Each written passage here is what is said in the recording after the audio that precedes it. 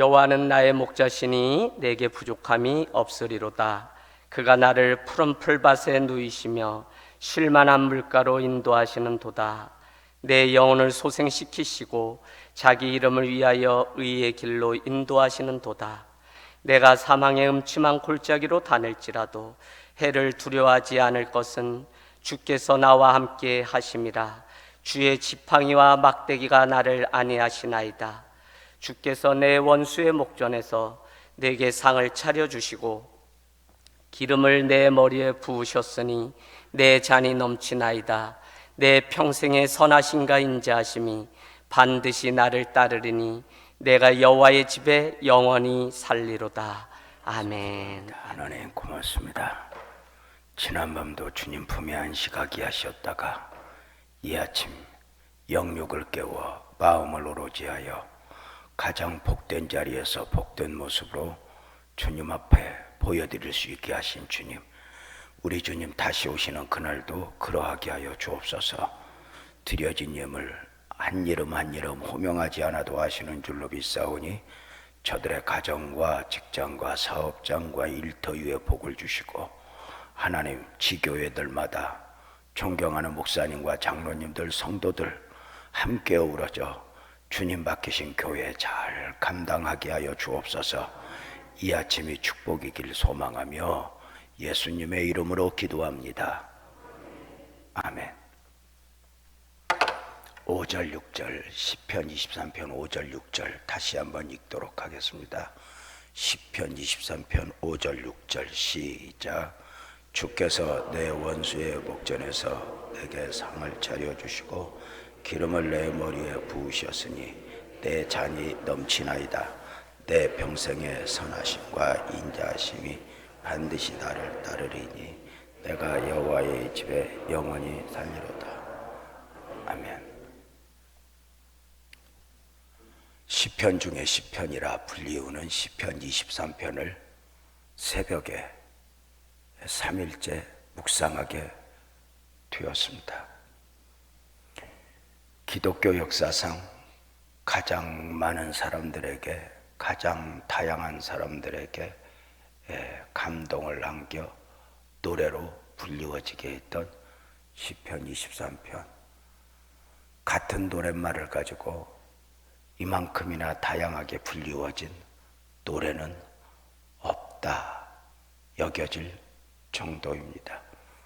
시편 23편이 왜 그렇게 많은 사람들을 감동시켰을까?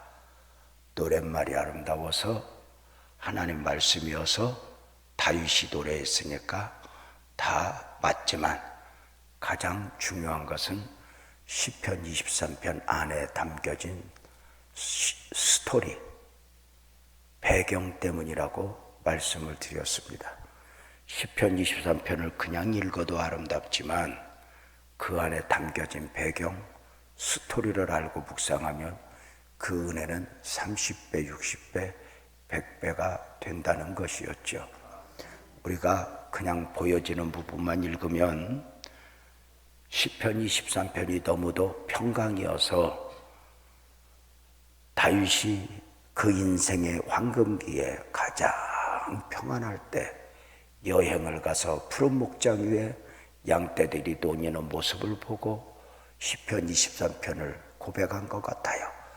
여호와는 나의 목자시니 내가 부족함이 없다고 말입니다. 그러나 주경학자들은 시편 23편의 배경을 사무엘하 15장, 16장을 이야기합니다. 다윗이 그 아들 압살롬에게 배반을 당하여 예루살렘 왕의 보좌에서 쫓겨 도망가는 가운데 내일 먹을 양식도 없이 신발도 신지 못한 가운데 아들의 군대가 자신을 죽이려 몰고 오니 어디로 가야 할지 갈 바를 몰라 머리에 수건을 쓰고 도망하며 울면서 고백한 시가 시편 23편이었다는 거죠. 그렇다면 다윗은 그 인생의 가장 곤고한 시기에 시편 23편을 믿음으로 고백했으니 그 처음은 1절 2절 이렇게 이야기했죠. 여호와는 나의 목자시니 내가 부족함이 없습니다 고백했다고요. 이것은 복음적 그리스도인의 신비라 말씀을 드렸죠.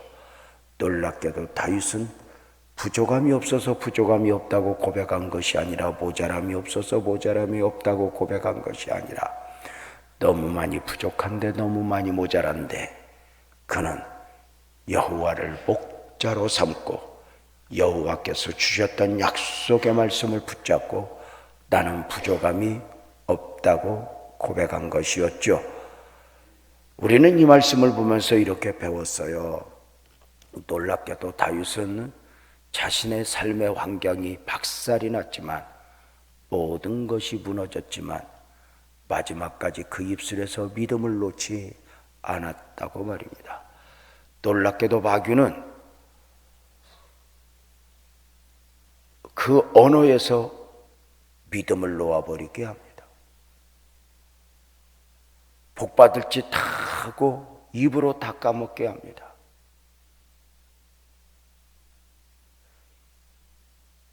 교회를 이야기할 때 이렇게 말합니다. 대부분의 교회는 문제가 아니라 말이 문제라고 말입니다. 자, 놀랍게도 다윗은 부족함이 없다고 고백했어요. 여호와를 목자로 삼고. 놀랍게도 다윗은 그 입술에서 믿음을 놓지 않았으니 자신의 인생을 송두리째 무너뜨려버린 압살롬을 이야기하지 않고 하나님을 이야기해요. 무엇을 믿었다고 했죠? 다윗은 아들 압살롬이 내 인생을 망가뜨렸고 나를 힘들게 해. 지금 내가 쫓겨 도망하고 있지만 압살롬, 네가 내 인생을 결정할 수는 없다는 것입니다. 내 인생을 결정하시는 분은 하나님이라고요.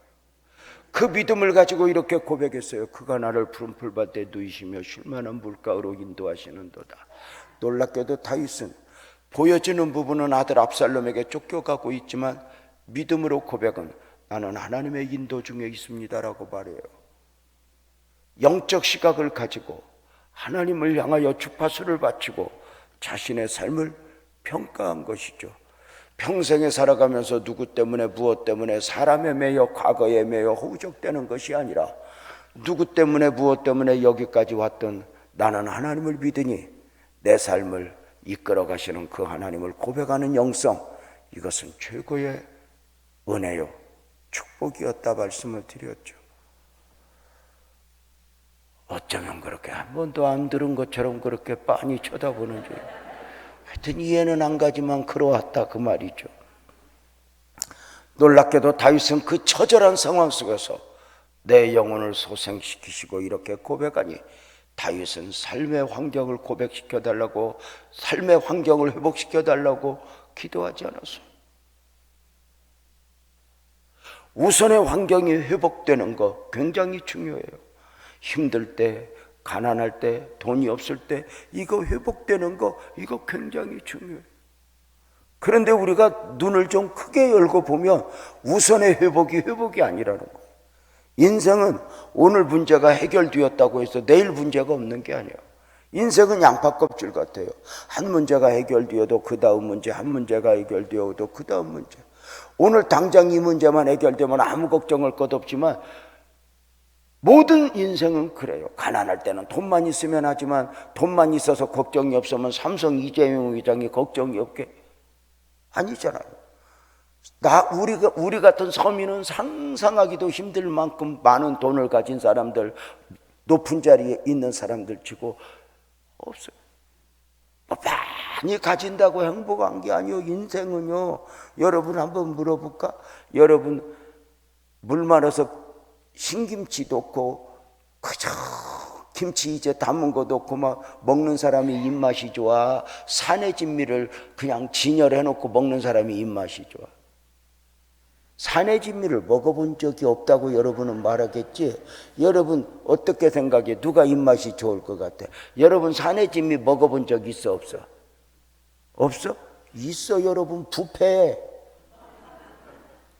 산더미처럼 그걸 내 상에 못 올려놔서 진열해 놓고 와서 드세요 했잖아.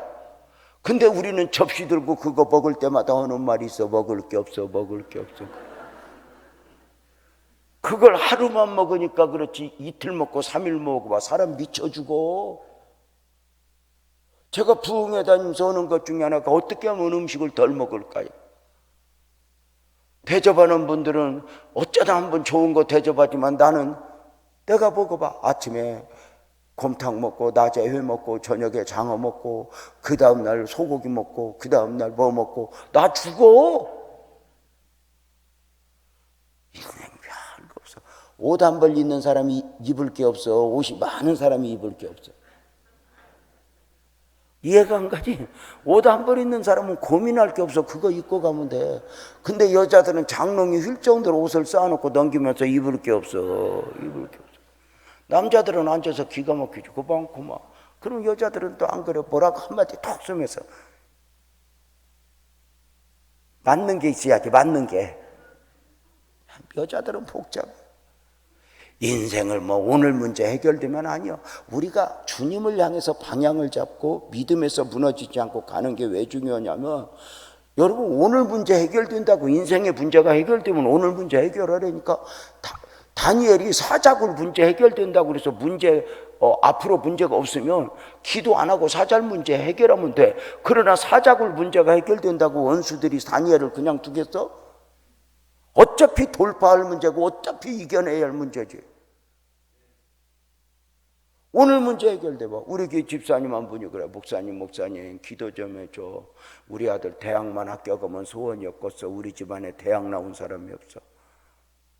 대학만 합격하면 소원이 없겠어. 그래 목사님 기도 좀 해줘. 알았어.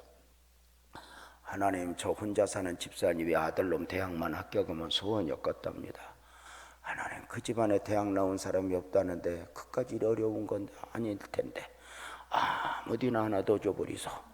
그냥 하나님 앞에 박씨 아니 뭐 어디 뭐 좋은 대학 보내달라는 것도 아니고 그저 아무 대학도 그거 기도 못해. 그거 쉽지. 하나님 보내주세요. 그랬는데 이 자식이 실수했는지 서울 상대를 들어간 거요.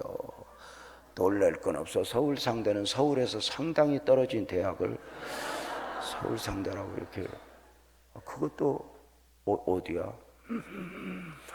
목사님 우리 아들 대학 합격했다. 나 이제 걱정 근심 없다.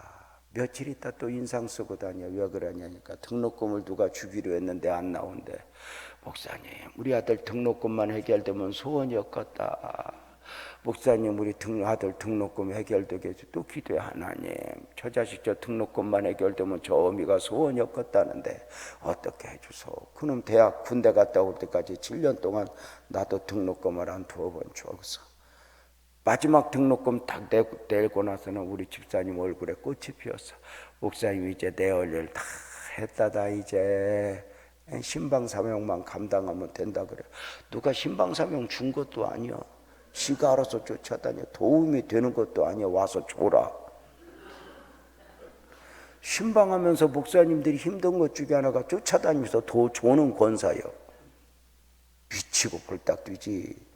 신방대원들은 왜 쫓아다녀? 큰 소리로 찬송해서 그 집 영적 분위기를 조성하고 하는 건데 안 그래. 점심 먹고 와서 줘라.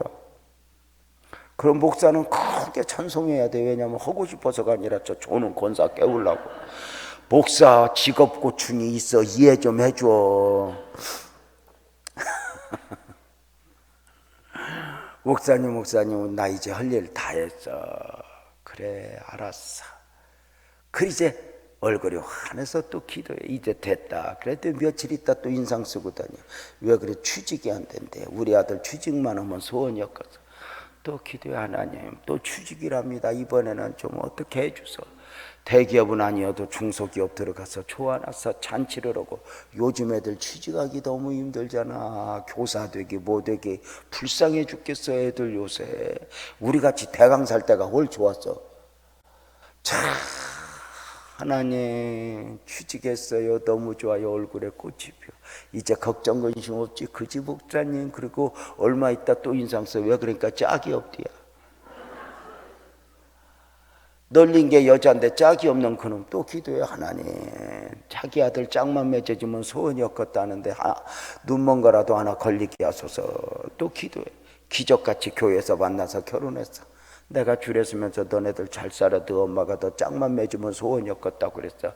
확인 사살을 했어. 그랬지? 그랬더니 줄에 나서래. 알았어. 줄에 서고 꽃이 피어. 또 몇 년 있다 인상 쓰고 다녔고. 왜 그러니까 애가 안 나온대요. 그것까지 날 보고 어떻게 하라고. 이게 인생이야. 오늘 하나 해결되면, 그래서 인생이나 목회나 문제를 해결하는 쪽으로 방향을 잡고 가면은 평생 허우적대다 끝나. 어차피 문제는 작은 교회도 오고 큰 교회도 오고 오늘 또 오고 내일 또 와. 이 땅은 해답이 아니야. 그 어떤 일이 있어도. 이 땅에서 우리가 뭘 찾아? 이 땅에서 우리에게 진정한 안식이 있다면 주님이 안 왔지. 없어. 문제를 오늘 문제가 해결되면 그저 모든 문제가 왜 믿음이어야 하느냐? 인생은 양박껍질이야. 하나 해결되면 크다. 하나 해결되면. 우리들이 그랬잖아, 목사님. 우리 엄마 세대가 그저 그때는 우리 자식들 안 굶기기만 하면 소원이었겠다고 했어. 그때는 우리 애들 학비만 내면 소원이었겠다고 그랬어. 우리 집 월세만 면하면 소원이었겠다고 그랬어. 전세만 살 수 있어도 소원이었겠다고 그랬어. 이제는 내 집 하나만 있으면 소원이었겠다고 그래서 집을 주었더니 이제는 화장실도 하나 갖고 안 돼서 화장실 2개인 집만 있으면 소원이었겠다고 지랄대로 하니. 누가 누구를 만족시킬 수 있어? 인생 안에 인생 스스로 해답이 있어? 없어. 왜?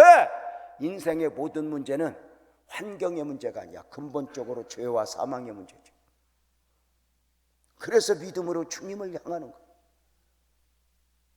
놀랍게도 다윗은 처절한 상황 속에서 내 영혼을 소생시키시고 영적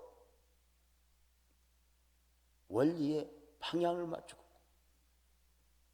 자기 이름을 위하여 의의 길로 인도하시는도다. 내가 사망의 음침한 골짜기로 다닐지라도 놀랍게 다윗은 이렇게 고백해. 우리 식으로 표현하면 더 큰 시련이 와도, 오늘보다 더 큰 시련이 와도 나는 두려워 아니하리로다. 두려움이 없다는 거 아니야. 두려움이 있지만 두려움을 이기겠다는 거야. 염려가 있지만 염려를 이기겠다는 거야. 두려움 앞에 염려 앞에 무너지면 안 돼. 또 일어나고 또 일어나고. 오늘 시편 23편 5절 6절에서 저는 여러분에게 두 하나님의 속성, 하나님의 일하심 두 가지를 소개하고 싶어요. 하나는 요리사 되신 하나님, 두 번째로는 엔지니어 되시는 하나님. 이렇게 이 아침에 함께 나누고 싶어. 놀랍게도 다윗은 아들 압살롬에게 배반을 당하여 예루살렘 왕의 보좌에서 쫓겨 도망하는 가운데 오늘 본문에서 이렇게 고백하네. 원수를 보라는 듯 상을 차려주시고, 원수를 보라는 듯 상을 차려주시고. 이 상은 상급의 상이 아니야. 잔치상. 잔치상. 우리로 말하면 생일상 같이 승리의 잔치상을 차려주시는 하나님. 시편 기자의 고백으로 방향을 잡으면 이렇게 말할 수 있어. 하나님의 결국을 믿는 믿음. 하나님의 결국을 믿는 믿음. 오늘은 무너졌지만, 오늘은 힘들지만 결국에 승리를 주시고 축복을 주실 하나님을 믿음으로 선포하고 고백했던 시편 기자. 놀랍지, 놀랍지. 하나님은 요리사가 되신 하나님이야. 요리, 참 최고의 요리사 되신 하나님. 요리 잘하는 사람은 참 행복할 거야. 참 요리 잘하는 사람은 특별한 은사인 것 같아. 자기도 행복이지만 주변도 행복할 것 같아. 요리 잘하는 사람은요, 간도 안 봐요. 금식하면서 막 간도 안 보고 한 주먹씩 넣어서 김치 담고 한 주먹씩 넣어서 찌개 끓이는데 맛이 봐. 요리가 안 되는 사람은요, 저울에 달아 넣어도 안 맞아. 아이고 힘겨되니까. 진짜 요리 잘하는 사람은 겁이 없어요. 목사가 이렇게 신방을 갔잖아. 그러면 11시 반 정도 되면 목사님 식사하고 가실래요? 그냥 가지 뭐. 잡수고 가세요. 준비도 안 됐잖아. 뭘 준비해요 목사님. 냉장고에 있는 거 그냥 끓일게요 목사님. 조금만 기다리세요. 그럴까? 한 10분 20분 기다리고 있으면 냉장고에서 며칠 전부터 준비한 것처럼 음식이 나와. 이게 요리 잘하는 사람. 음식이 잘 안 되는 사람은 목사님 신방 간다면 일주일 전부터 밥 차려. 일단 하는 건 아무것도 없어. 꿈속에서도 음식을 만들어. 정작 당일날 되면 권사님 집사님 불러다 연합군상을 차려놔. 딱 지가 하는 건 밥만 해. 근데 그걸 물을 못 맞춰갖고 밥이 설어. 참 애써. 그 음식이 묘한 것 같아. 대체적으로 전라도 가면 음식을 잘하잖아. 요즘에는 거의 평준화됐어. 인터넷 시대가 되니까. 근데 얼마 전만 해도 경상도 가면 진짜 힘들거든. 전라도 가면 아무 데나 가도 맛있고, 경상도 가면 골라가도 희한하고. 진짜 그래. 아니 내가 웃으면서 이렇게 표현해. 우리 아내가 전라도가 고향인데 전라도 가서는 돌 던지면 지나가다가 돌 맞는 여자 하나만 음식을 잘 못하고 나머지는 다 잘해요. 경상도 가면 돌 던지잖아. 그러면 돌 맞은 여자만 하나 잘하고 나머지는 다 못해. 문제는 우리 아내가 돌 맞은 여자라는 거예요. 처음 결혼했는데 장모님 밥상 보고 평생 이것 먹고 살아야 되나 싶은데 그 예언이 현실화됐다는 게, 그 음식이 그런 거. 우리 아내는 지금도 교인들이 뭐 낚시했다고 뭐 갈치를 갖다 주고 뭐를 이렇게 갖다 주면 겁부터 내. 또 이거 어떻게 하면 좋아, 어떻게 하면 좋아. 근데 음식을 잘하는 분들은 뭐가 오면 여기서 컴퓨터가 자동으로 돌아가. 요렇게 하면 요렇게 하면 되겠다, 요렇게 하면 냉장고에 이렇게 보관하면. 그러니까 그 차이가 있는 거야. 참 음식 잘하는 사람. 근데 여자분들 뭐 음식 못한다고 해서 실망할 건 없어. 하나님이 음식 잘하는 사람이나 못하는 사람이나 살도록 환경을 조성하는데 하나님같이 오묘한 분이 없어. 여러분 삶을 봐봐라. 음식 못하는 여자하고 사는 놈 치고 목성 안 좋은 놈이 없어. 진짜 음식 못하는 여자하고 사는 남자는 대부분 쌀먹만 줘도 먹어. 여러분 주변에 봐봐. 음식 잘하는 여자하고 사는 남자 치고 입 안 까다로운 사람이 있는가? 매일 지랄하면서 먹고. 그러니까 다 살아. 그러니까 너무 걱정할 거 없어. 그냥 목사님들 우리요 설교 잘해야 부흥될 것 같아도 안 그래요. 설교 못해도 아무 상관없어요. 주님이 알아서 해. 그러니까 오늘 우리가 바로 설고 목사로 가면 되는 거지. 너무 못하는 거 잘하려고 그러면 그것도 힘들어. 그냥 나를 부르신 하나님, 내가 언젠가 하나님 나는 이런 것도 부족해요 저런 것도 부족해요 물었더니 하나님이 날 보고 그러더라고. 내가 다 알고 너를 불렀는데 너는 왜 그렇게 부족한 것만 나열하냐. 너는 부족한 것보다 은혜를 구해라. 부족한 만큼 능력을 구해라. 그것 때문에 얼마나 은혜를 사모했는지 몰라. 하나님은 요리사 된다고 그랬어. 그 지쳐있는 다윗에게 원수를 보라는 듯 상을 차려주셔. 그런데 다윗이 그 상 앞에서 음식을 먹을 수가 없어. 한 요리가 보니까 어디서 보던 재료야. 무엇일까? 여러분 알아? 고급 식당 가면은 음식만 갖다 주지 않아. 고급 식당 가면 이 요리는 무엇으로 어떻게 만들어서 이런 목적을 가진 요리입니다. 이걸 설명을 잘 해줘 하나하나. 안 가봤지? 여고사는 그런 데 없지. 집어 던지지. 그렇다고 고개를 끄덕일 건 없어. 그런다고 맛있는 건 아니야. 음식 진짜 비싼 건 비싸요. 1인분에 100만 원 뭐 이렇게 가는 것도 있어. 근데 그것도 미친 거요 그거. 근데 또 돈 있는 사람은 또 먹어야 세상이 굴러가니까 그런 것들은 그런 거 먹으라고 우리는 칼국수 먹고 그런 거지 뭐. 중요한 건 한 요리 설명하는 것처럼 그 주님이 밥상을 차려놓고 다윗을 앉혀놓고 평생에 다윗이 살아온 날 밥상 앞에서 보니까 재료가 이거. 그 재료를 보는 순간 다윗이 울어. 왜냐하면 다윗아, 이 요리는 사울이 너 죽이려고 할 때 그때 믿음 지켰지. 그 믿음으로 만든 요리란다. 다윗아, 너 아들 압살롬에게 쫓겨 도망할 때 입술에서 믿음 놓지 않았고 믿음 지켰지. 그걸로 만든 거란다. 인생에 돌아보면 쓸데없는 게 없어. 하나님은 다 그것을 활용해서 우리에게 은혜를 베푸시.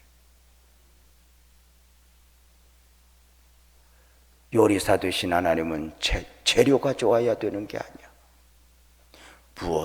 무엇이라도 만들 수 있는 하나님. 저는 성도들 보고도 늘 그래. 이 요리사 되신 하나님을 보면서 하나님의 결국을 주시는 하나님. 성도들 힘들 때마다 하나님의 결국을 믿자. 하나님의 결국을 믿자. 목회하면서 너무너무 힘들 때 그 거대한 폭풍 속으로 말려 들어갔을 때 아무 할 말이 없어서 울면서 하나님 오늘은 무슨 설교예요? 하나님 오늘은 무슨 설교예요? 물으면서 할 말 없으면 서서 하나님의 결국을 믿읍시다. 하나님의 결국을 믿읍시다 설교했더니 어느 날 성도가 나가면서 그래. 목사님, 하나님의 결국을 믿자고 하는데 하나님의 결국이 뭐예요? 그래서 나도 모르겠어. 그런데 믿자. 저는 그 이야기를 하면서 늘 강조했던 바가 있어. 아무리 힘들어도 마지막을 내가 만들지 말아라. 마지막은 하나님께 내어드려라. 힘들고 어렵다고 마지막을 내가 만들지 말아라. 관계에서나 교회와의 관계에서 힘들다고 내가 마지막을 내가 만들면 대가를 지불한다. 포기하고 싶을 때, 좌절하고 싶을 때 일어나라. 언젠가 사택에 있는데 우리 교회 이강미 집사가 이만한 애들 셋을 데리고 삼남매를 데리고 집으로 왔어. 딩동 둘러서 문 열어줬더니 이강미 집사야. 목사님, 웬일이냐? 기도받으러 왔어. 목사님, 애들 셋 데리고. 근데 심상치 않아. 왜 그래? 그랬더니 목사님, 우리 기도받고 우리 넷이 가서 죽으려고, 자살하려고. 그래서 이렇게 보면서 그래, 가서 죽어. 그랬어. 왜? 내가 봐도 살아야 될 이유가 없어. 여러분 봐봐. 우리 이강미가 시집을 갔어. 나름대로 허우대 멀쩡한 놈이고 그렇게 잘생긴 놈이 없다니까. 키가 1m 83이요. 여러분, 키 큰 사람은 그게 별거 아닌데 우리같이 몽땅년필한테는 그 키가 대단한 거거든. 그 잘생긴 놈하고 결혼을 해서 시집 잘 갔다고 박수를 다 쳤는데 가보니까 미안해요, 오해하지 말아요, 남편이 간질 환자야. 그저 2, 3개월에 한 번씩 이렇게 때로는 가족에게 들키고 때로는 혼자 이렇게 증세가 나타나면 정말 감당하기 힘들잖아. 그래도 이강미가 하나님을 믿으니까 하나님 은혜 베풀어 주세요. 은혜 베풀어 주세요. 은혜 베풀어 주세요. 기도하면서 애를 셋을 낳았어. 문제는 이 증세가 심해지니 회사를 계속 다닐 수가 없잖아. 회사에서 2달에 한 번, 1달에 한 번 이러다가 우리 교회 와서 예배드리다 의자 밑으로 기어 들어간 게 한두 번이 아니야. 난리지. 그래서 이제 직장도 못 다녀. 그러다 보니까 이 남편이 그 자기를 고통 가운데 자유할 수 있는 방법으로 알코올 중독자가 돼. 알코올 중독자가 얼마나 되냐면 중독자는 그거 말고는 생각이 없잖아. 애들을 두드려 패, 술 안 사오라고. 급기야 무기력증까지 더해지면서 술밖에 모르는 그 남편을 애들 때리니까 아침에 우리 집사님이 대학교에서 청소하는데 문을 잠궈 놓고 애들 셋을 유치원에 보내고 다른 집에게 맡기면서 이제 문을 잠궈 놓고 그러면 남편은 목욕탕 창문 요만한 걸로 뛰어내려서 그 큰 사람이 가서 술을 사들고 와. 이름표죠. 어떨 때는 술을 먹고 정신이 없으니까 미안해요. 똥을 싸서 밥통에도 치운다고. 똥을 싸서 이불로 덮어놔. 이게 사는 거예요. 어느 날 목사님 은영이 아빠가 없다. 집을 잃어버렸나 보다. 술 사러 가서 이게 어떡하면 좋아. 그래서 내가 놓아도 그 새끼 죽어버리게. 그랬더니 목사님이 그렇게 말하면 어떡해. 우리 집에서도 시집에서도 다 남편 버리라고 그래. 근데 목사님이 마지막을 만들지 말라고 그래서 내가 견디었는데 버리라고 찾자 그래갖고 찾아. 하고 또 찾아다 도는데 어느 날 하루는 겨울 12월에 땡땡 얼었을 때 퇴근하고 오니까 남편이 없어. 술 사러 간 거야. 맨발로 이름표도 뒀고 발을 동동 구르며 우리 은영이 아빠 어딨냐. 은영이 아빠 없는데 그 다음 날까지 안 와. 그 다음 날 연락이 왔어. 안산에서 맨발로 술 사들고 그 땡땡한 겨울에 맨발로 안산서 천안까지 자기 집 찾아간다고 걸어갔어. 그대로 지문조위에서 찾았는데 발이 동상 걸려갖고 2다리 잘랐어. 사는 거요? 목사님 나 죽을래. 자살할래. 그래서 이렇게 보면서 무슨 할 말이지. 그래서 이리 와 기도하자. 그리고 목사님이랑 같이 가서 죽자. 그랬더니 목사님이 왜 죽어? 그래서 나는 죽을 이유가 없는데 너네들 죽으면 나도 살아야 될 이유가 없지. 죽으려면 같이 죽지 뭐. 그랬더니 옆에서 은영이, 경윤이, 영기 셋이서 목사님은 죽지 마. 엄마하고 우리만 죽을 거요. 내 너무너무 가슴이 아파서 이강이 얘네들 좀 봐라. 죽고 싶냐? 내가 거기서 집사님 나도 엉겹결에 같이 죽자고 해놓고 겁나더라고. 그래서 집사님 여러분 알아? 목사가 성도를 얼마나 사랑하는지 이렇게 표현해. 성도에게 힘든 일이 있을 때 가장 마음 아파 내 죄다 내 죄다 하고 우는 사람은 2사람밖에 없대. 하나는 친정엄마 그리고 하나는 목사님.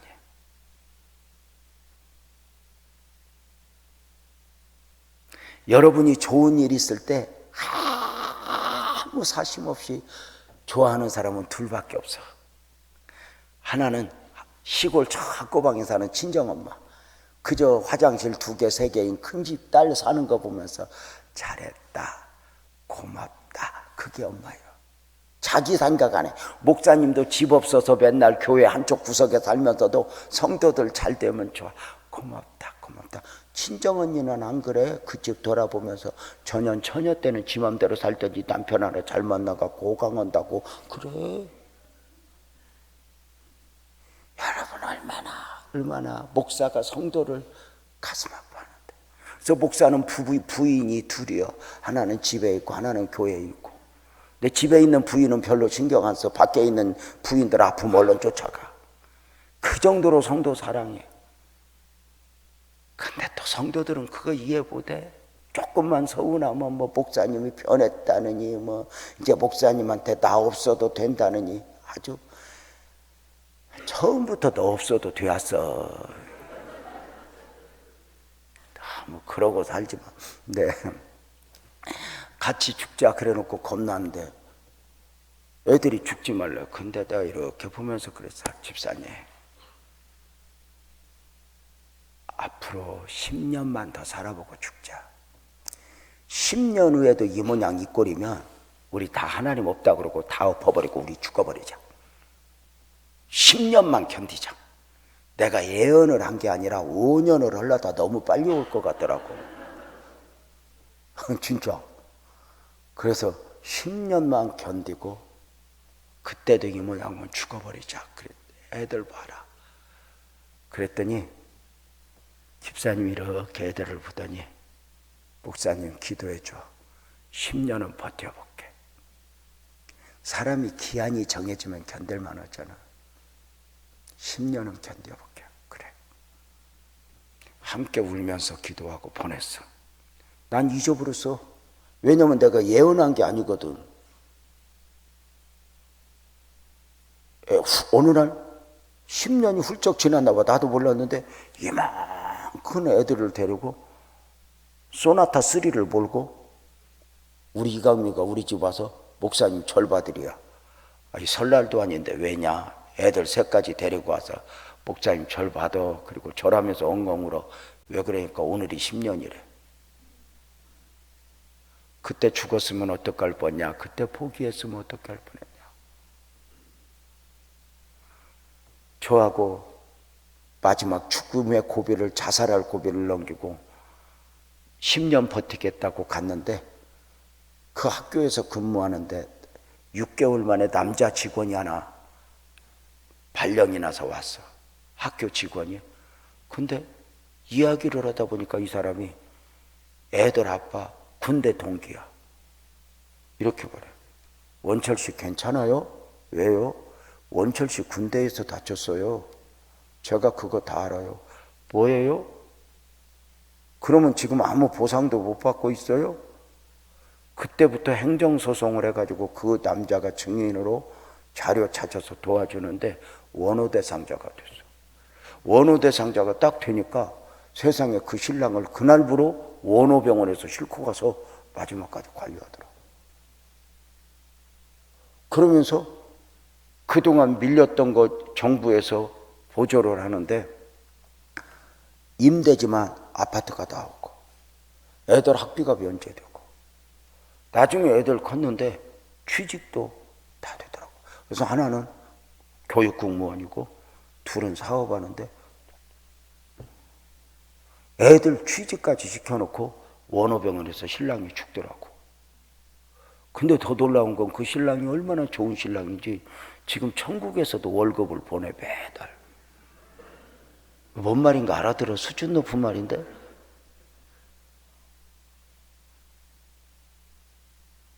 이번에 그 딸 은영이는 사업을 하면서 하나님의 은혜를 입어가지고 안산에서 16억짜리 건물을 샀어.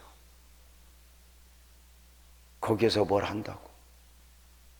지금도 명절이면 어버이날이면 저 엄마한테 하듯이 저한테도 봉투를 갖고 와. 목사님이 우리 아버지라고 엉엉 울어. 마귀는 끊임없이 환경에 배여 포기해라, 좌절해라, 그만둬라 그래. 다윗은 이렇게 고백해. 원수를 보라는 듯 상을 차려주시고. 다윗의 삶의 원수가 얼마나 많아. 다른 원수가 아니야. 하나님에게서 멀어지게 하고 하나님에게서 무너지게 하는 원수들이야. 잘 살고 못 살고가 중요한 게 아니야. 우리가 이 시편 23편을 보면서 느끼는 게 뭐예요? 우리는 다윗 하면 떠오르는 게 골리앗을 이긴 사람, 왕 중의 왕, 전쟁의 영웅. 그죠? 그런데 다윗의 별명이, 그러한 별명이 붙기까지 다윗의 인생에는 좋은 일만 있었던 것이 아니라 이 시편 23편 같은 일들이 너무 많았던 거죠. 여기 유재명 목사가 여기 서서 설교하는 것은 하나님의 은혜를 입은 자로서 좋은 일만 있었던 것이 아니야. 돌아보면 눈물 없이는 이야기할 수 없을 만한 일들이 수없이 많아. 어제도 늦은 밤 조문할 일이 있어서 대전을 다녀오는데 목사님들이, 함께 가주신 목사님들이 그러는 거야. 세월호 이야기를 하는 건데 가슴이 쿵 갖고 그냥 아무 말도 안 했어. 너무 아팠어. 세월호 때 우리 아이들이 6명이 물에 빠져 죽었거든. 저는 우리 교회가 아무리 커도 자랑할 게 없어. 그 안에는 피와 눈물이 담겨 있으니까. 얼마나 피의 대가, 성도들 희생의 대가를 지불하고 교회가 여기까지 왔는지 내가 알게. 단 한 번도 교회가 이렇게 커, 그러고 어설픈 자랑스러움이 없어. 죄송하고 미안함이지. 다윗이 왕 중에 왕이 되기까지는 아무 일이 없었던 게 아니야. 여러분은 어떤 일 가운데 지금 살아가는가? 다윗은 입으로 크게 외쳐 원수를 벌하는 듯 상을 차려주시고, 이 말씀에서 우리가 믿는 게 뭐야? 하나님의 결국을 믿자. 하나님은 반드시 회복시킨다. 가까이 계신 목사님, 우리 교회 목사님 한 분이 나한테 상담을 왔어. 목사님, 나 목회 그만할래. 왜? 교인들 세월호 때 마침 이 코로나 때문에 많이 떨어지고 할머니 몇 분밖에 없어. 나 목회 그만할래. 내가 그랬어. 네 맘대로 십자가 대를 권리 없어. 이게 네 교회 아니야. 주님의 교회야. 예배당 안에 아무도 없어도 교회는 존재해야 될 이유가 분명해. 부흥되어서 교회이고 아무 일 없어서 교회가 아니야. 주님 가신 길 따라가는 거 쉬운 게 아니야. 분명한 건 영원히 우리를 두지 않아. 다윗은 합력하여 그는 내 평생의 선하심과 인자하심이 반드시 나를 따르리니 이렇게 고백해. 하나님의 선하심, 하나님의 인자하심. 여기 하나님의 선하심은 나를 만들어 가심이야. 나를 만들어 가심. 제가 시계를 차고 있는데 지금 시계는 이렇게 전 약으로 돌아가지만 옛날 시계는 밥을 줘야 돼. 이틀에 3일에 한 번씩. 그건 태엽 시계거든. 그 시계가 지금 다 비싸. 근데 옛날 시계는 뚜껑을 열어보면 태엽이 많아. 큰 거, 작은 거, 오른쪽으로 돌아가는 거, 왼쪽으로 돌아가는 거, 1시간에 한 번 돌아가는 거, 하루에 한 바퀴 도는 거, 1분에 한 바퀴 돌아가는 거 맞아. 근데 그 모든 그 것들은 다 시간을 맞추는 거야. 하나님을 정말 믿으면 그래. 합력하여 선을 이루시는 하나님, 내 모든 삶을 통해서 당신의 작품을 만들으실 그 하나님을 믿는 거야. 하나님은 필요 없는 재료가 없어. 고난 중에라도 잘 인내하고 믿음을 지켜야 그 고난이 나중에 복이 돼. 근데 믿음으로가 아니라 환경으로 극복하면 나중에 복이 되지 않아. 모든 상황 속에서 왜 믿음을 지켜야 하는가? 왜 믿음으로 우뚝 서야 하는가? 특별히 목사들은 살아가면서 무슨 일이 있을 때 왜 범사에 믿음이어야 하는가? 머리좋아 수단과 방법이 아니야. 합력하여 선을 이루시는 그 하나님. 내가 지금 아들 압살롬에게 쫓겨가고 있지만 하나님은 이런 상황을 통해서 나를 만들어 가실 거야. 내 평생의 여호와의 선하심과 인자하심이 나를 따르리니, 인자하심은 하나님은 나를 대하심이야. 헤세드라고 말하지. 하나님의 선하심이 나를 만들어 가심이라면 하나님의 인자하심은 하나님이 만들어 가시는 중에 내가 힘들고 어려워 지쳐 쓰러지려고 할 때 내 손 잡아주시고 일으켜 주시는, 붙들어 주시는 거야. 돌이켜보면 수없이 넘어질 일 많았지만 돌아보면 은혜 아니야? 여러분 한번 물어보자. 여러분은 지금까지 살아온 나를 딱 돌아보면 이쪽으로 올까? 지금까지 나는 65세까지 살았어. 여러분은 몇 년을 살았어?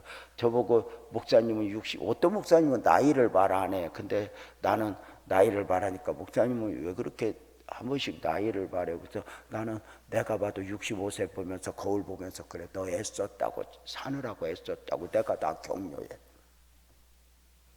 얼마나 부모 없이 성장하면서 처절한 삶을 살았는데 여기까지 내가 너 애썼다, 내가 다 자꾸 격려해. 기도 좀 해놓은 게 너 사느라고 애썼다, 내가 그래. 여러분은 지나온 날, 저는 65년인데 여러분은 몇 년이야? 살아온 날을 딱 돌아보면 고생한 게 보여? 은혜가 보여? 은혜가 보여야 돼. 이제껏 내가 산 것도 주님의 은혜라. 지나온 모든 세월들 돌아보아도 내가 돌아보면 딱 보면 남보다 고생한 게 보여? 은혜가 보여? 은혜가 보여야 돼. 왜? 앞으로도 은혜로 사니까. 더 좋은 환경이 아니야. 은혜. 나는 이렇게 말해. 은혜 부자가 진짜 부자다. 퀴즈. 에덴 동산에 아담이 뭘 잊고 살았어, 안 잊고 살았어? 크게 입었어 안 입었어? 나는 입었다고 그래. 뭘? 하나님의 은혜를. 하나님의 은혜를 입고 사니 벗은 것이 벗은 게 아니야, 부족한 것이 부족한 것이 아니야, 부끄러운 것이 부끄러운 것이 아니었어. 그런데 하나님과 단절되어 은혜가 딱 중단되니까 갑자기 벗은 것들, 부족한 것들, 부끄러운 것들이었어. 우리는 은혜로 살아. 우리는 은혜만 있으면 어디 가서나 그 어디나 하늘나라야. 지금 여러분이 삶이 공고한 건 딱 방향을 잡아야 돼. 남편 잘못 만나서가 아니야, 환경이 어려워서가 아니야, 애들 잘못. 예수 믿는 사람은 딱 하나 방향을 잡아야 돼. 내가 요새 삶이 공고하고 힘든 건 돈, 가난해서 뭐 직업이, 이게 아니야. 은혜가 떨어져서 그래. 그래서 어쩌든지 이런 부흥이 하면서 은혜를 회복해야 돼. 몸부림을 쳐 은혜로 회복하면, 은혜만 받으면 우리는 얼굴에 꽃이 피어. 아멘도 안 하고. 그래서 우리는 은혜 부자가 진짜 부자예요. 은혜만 있으면 살아. 여러분, 산더미처럼 쌓아도 은혜 없으면 우리는 못 살아. 교회 산더미처럼 지어놓고 여기 상막 해줘봐, 못 살아. 결국은 다 은혜요, 은혜. 은혜 부자가 진짜 부자다. 시작. 그러면 은혜가 있어. 여러분은 딱 돌아보면 고생한 게 보여? 은혜가 보여? 은혜 봐야 돼. 일부러 은혜를 봐야 돼. 오늘도 일부러 은혜를 바라야 돼. 그래 앞으로도 은혜요. 다 같이 아멘. 여러분은 남편 얼굴을 보면 왼수가 보여? 은혜가 보여? 은혜가 보여. 은혜가 보여. 다 은혜예요, 은혜.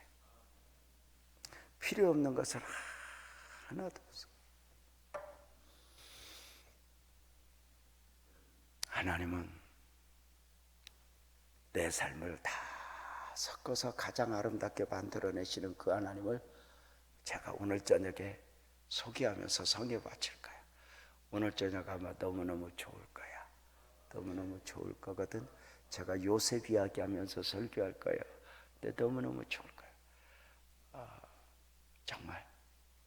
그래서 모쪼록 우리는 환경 해결하고 문제 해결하고 이런 것들을 허우적대면 오늘 문제 해결된다고 내일 문제 없는 게 아니야. 오늘 문제는 무조건 아멘 해봐요. 믿음으로 이겨야 돼.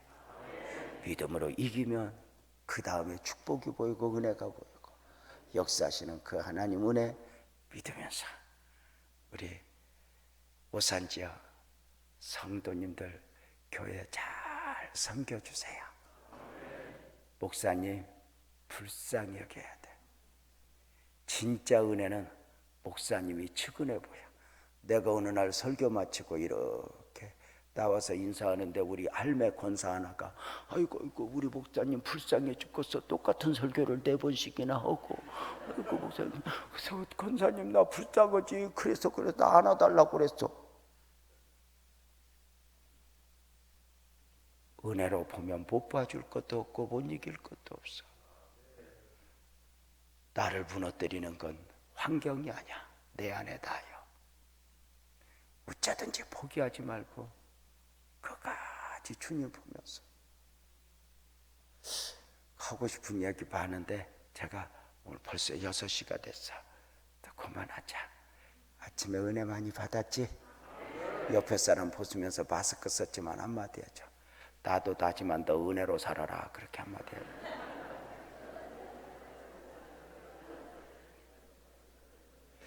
이제껏 내가 산 것도 주님의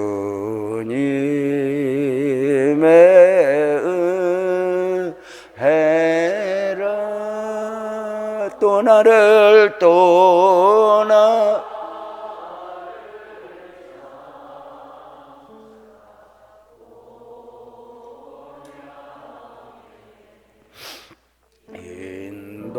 인도해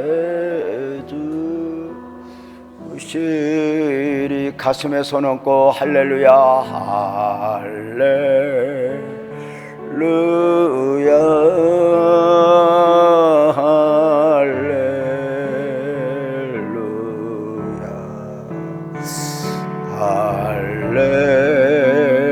할렐루야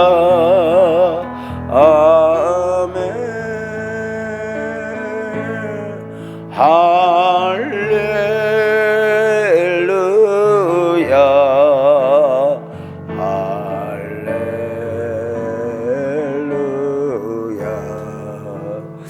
할렐루야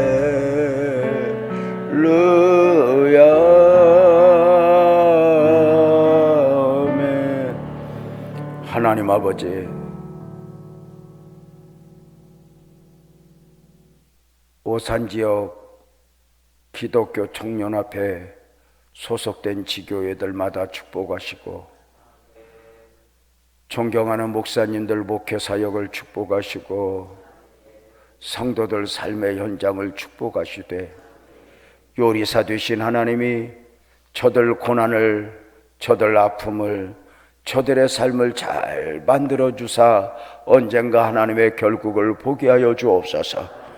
오늘도 다시 한번 환경에 매여 헐떡거리는 것이 아니라 최악의 상황 속에서 최고의 은혜를 소망하며 믿음으로 승리하는 우리가 되게 하여 주옵소서.